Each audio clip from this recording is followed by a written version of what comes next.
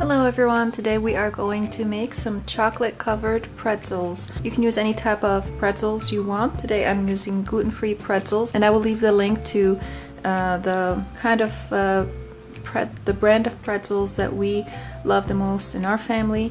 They have all sorts of pretzels, this type over here, and also the rod pretzels and the regular shape pretzels. And today I'm using these pretzels because those are the ones that I have on hand, and I ordered a big box of them for snacking for my kids because they love them, and I love them too. I love to eat them with some cheese and fruits and veggies and stuff like that. So to start, I have some water over here that I have pre-boiled, and I just put on this burner over here, and I'm going to bring it back to a simmer. And I have this chocolate filled bowl over here. I have some dark chocolate in here, and I also have some semi-sweet morsels, and I didn't measure how much of each. I just kind of dumped them in here. I have, I think, about two chocolate bars of the dark chocolate, and I don't really know how much I have of the chocolate morsels, but this bowl fits perfectly on top of this pot over here. I don't have a double boiler, so this is what I'm going to be using. And again, I have the pretzels, and I have some colored sugar over here. I thought it would be fun for the kids, and this is just a perfect thing to do for the holidays, for candy, for like a fun party or something like that. To start, I'm going to put the chocolate over the water, the hot water over here, and I want to make sure that the hot water does not come to a boil. I'm going to bring some mittens just to make sure I don't burn myself, and some pot holders. Okay, and excuse my mittens and pot holders, they're a little dirty because I use them so much, and I need to wash them. Anyways, so you want to, as this melts, you want to constantly be turning it so that it doesn't, the chocolate does not, whoops, burn. Might have put a little bit too much chocolate. And I'm using a spatula so that I can get all the chocolate that is on the side. This way, nothing of it gets too hot. You don't want the heat to be too high because the chocolate will burn, and when the chocolate burns, it kind of curdles, and it won't be that smooth texture that you want. So we're going to keep stirring this and melting it on low heat. Oh, look at that. I see. Yeah, we're gonna melt it on low heat, and once it's fully melted, I'm going to move it off the heat, and we will know that it's fully melted because the chocolate will have this glossy look to it, and once we get to that point, I will show you. I'm gonna keep doing this until we get to that point.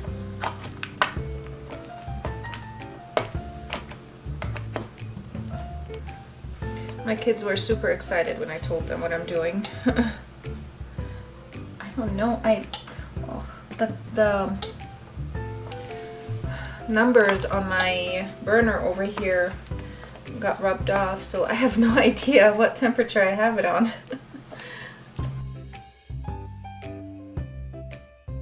And you can do this with anything, not just with pretzels, of course. You could do it with strawberries and all sorts of stuff. You can even get like your favorite hard candy and cover it with chocolate or anything really. But you want to follow this technique with melting the chocolate. I know some people also would melt it in the microwave. I've tried the microwave, but I find it to be a little bit tricky, and you have to put it in the microwave for 30 seconds increments and just keep getting it in and out, and I just find that painful. I would rather do this. I find it a lot more efficient and a lot quicker than just doing it in the microwave. I don't want to keep opening and closing doors. Whoops. And like you see here, you don't need a double boiler. If you have a stainless steel pot like I do, and it fits over one of your pots, then you can just use that. And if you noticed, I did not fill my pot all the way up with water, because you want the pot to sit over the water. You don't want it to touch the water, because if it does, the bottom part of the pot is going to get too hot and the chocolate might get burnt. And also you might have water spilling out the sides, especially if it starts to boil, which you don't want it to. Ask me how I know, because I've done it myself. When I first time I ever melted chocolate, that happened to me. And I was super frustrated. That was many years ago. I love chocolate. Isn't it so beautiful? Look at this.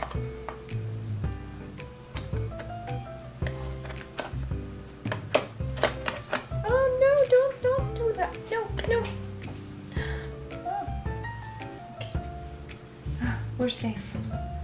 No chocolate got on the burner. Oh no! Oh my goodness! I need... What am I doing?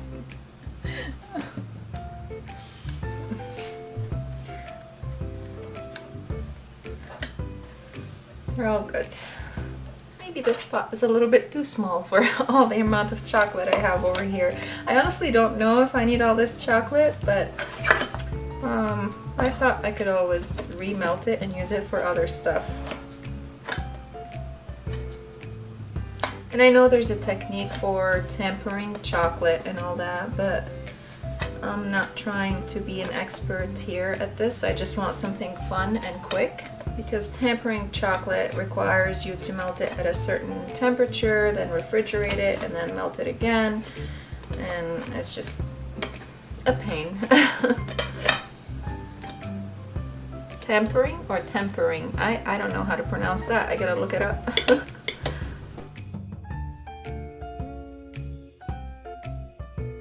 We are close to the end over here. I still have a few lumps of chocolate that haven't melted. You can see you want the chocolate to have the gloss, that gloss, not the matte color that you see here. Once it turns glossy, that's when it's ready to be used, once it's fully melted and it turns glossy. And when you are working with it and dipping your pretzels in it, or whatever you want to dip in it, if it hardens up a little bit, just reheat it slightly over the double boiler and you should be okay. You don't want to reheat it too much, just a little bit to get it back to that melted dippable texture. We're pretty close. You can see I'm scooping all the chocolate off the bottom and then flipping it, making sure I don't leave the same part of the chocolate sitting, hitting the sides of the bowl, because I don't want the chocolate to burn. You can start to see here that the chocolate is starting to get glossy. We're almost done. I love chocolate. It's my most favorite food group.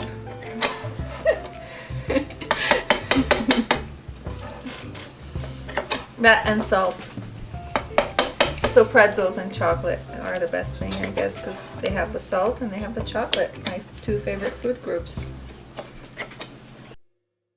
So when I do this, I'm just checking to see the glossiness of the chocolate, and I can see that we're almost there. I just need a few more seconds, and then I can take it off.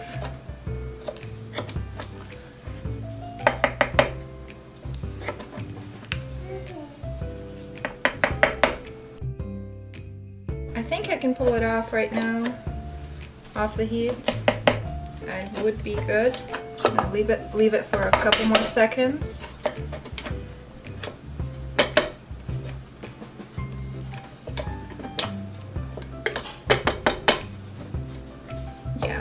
I think it's good.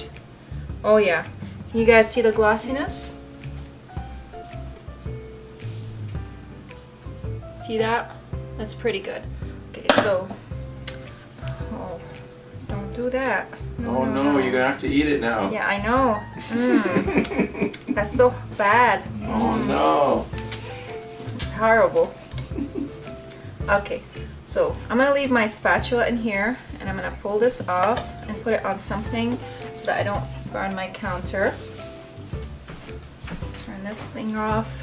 I think I turned it off. I don't know. How do we turn this thing off? Okay, I turned it off.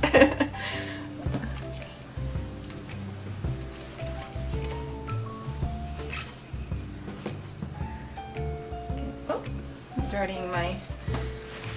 Oh, I definitely have to wash them now. I'll lick them clean. Okay. Thank you. Okay, move this out of here. And put this to the side. Okay. So I have some aluminum foil right here. And I'm going to lay out a layer of aluminum foil. You could use parchment paper or wax paper. So the best side to lay your chocolate pretzels, chocolate covered pretzels on is the shiny side. You see there's a matte side and a shiny side. You can see that this side is shinier than this side. Excuse me, I'm holding the paper towel over here. So the matte side tends to be more sticky than the shiny side. So I'm gonna lay them down on the shiny side instead. No, was that true? Yes. I think so. It's true, right? Yeah. I forgot. Okay, so there we go. Make sure it's in the middle. And I have, We'll find out how true it is. yeah, we'll see. I forgot. I know there's a side that's that's stickier than another one. I totally forgot which one it is. Okay, so now this step is super easy and simple. You're gonna take your pretzels and just swirl them around in the chocolate, and you can let them drip a little bit if you want to, and then just lay them over here. Uh-oh, don't want that in there. And we're just gonna do that for as many as we can and as quick as we can. I'm swiping them a little bit at the side so that they're not like you want to help? I don't think so, cutie. How come you don't do that over the double boiler? Because the chocolate will burn. You don't want to keep the chocolate over the heat for too long. Okay. If you keep it over the double boiler, it will burn. And when the chocolate burns, it curdles and hardens. So as long as it's glossy, you're good. Yeah. Okay, so I don't want to keep going for too long here before they harden, because I want to sprinkle some sprinkles over them. I think my son really wants to try one. You have to wait until they harden. He's licking his lips. I'm starting to drool. Okay. Which color do you want, Gabriel? All of them? All of them? Okay, well first we'll start with blue. Here, let's try blue. Does it want to come out? Come out! Is it a sealed container? No, it shouldn't be. Maybe the blue is like compacted. Yeah, the blue is compacted. I don't know why. Okay, well we'll do the red then. The red wants to come out. Oh! I wanted to do confetti, but I didn't have any. I thought I did. Turns out I ran out. You can't see the red that well. Let's try yellow a little.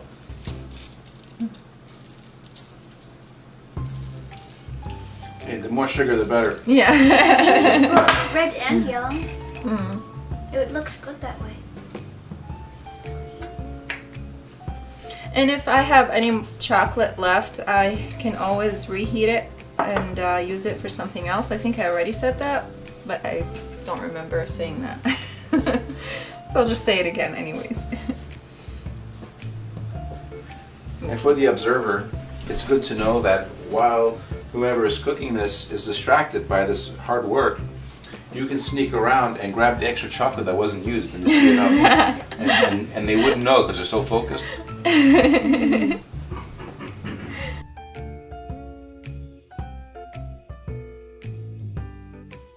Okay, so some of the pretzels are a little broken, but that's okay.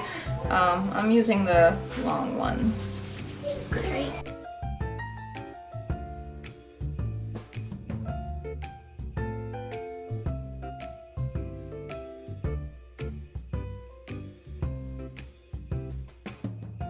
You know what would be really fun also is if you lay your chocolate on like a what's it called?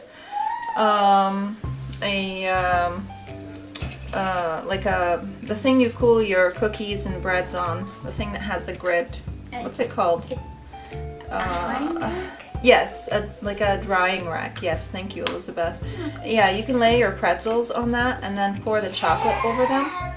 Now the chocolate is going to drip everywhere, so what you can do is just put something under the drying rack to catch the chocolate and then reuse it again if you want to. Don't take hold. That would be a quick way for you to do that. And you can do fun drizzles on them and different types of chocolate. You could use white chocolate also, drizzle some white chocolate on top if you want for different colors and fun looks.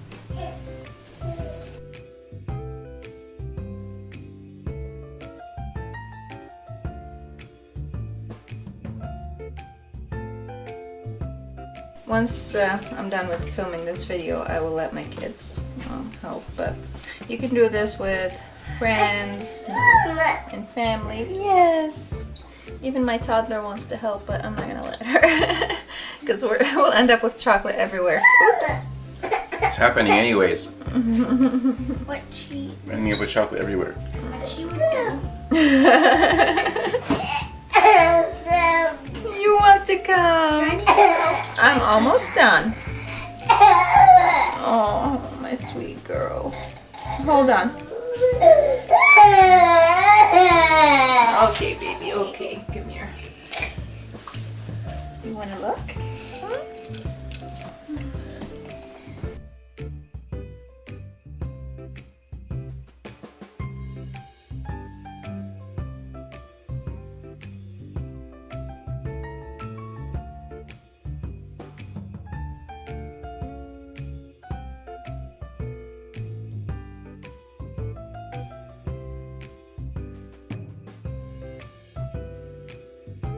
Okay, so these are done.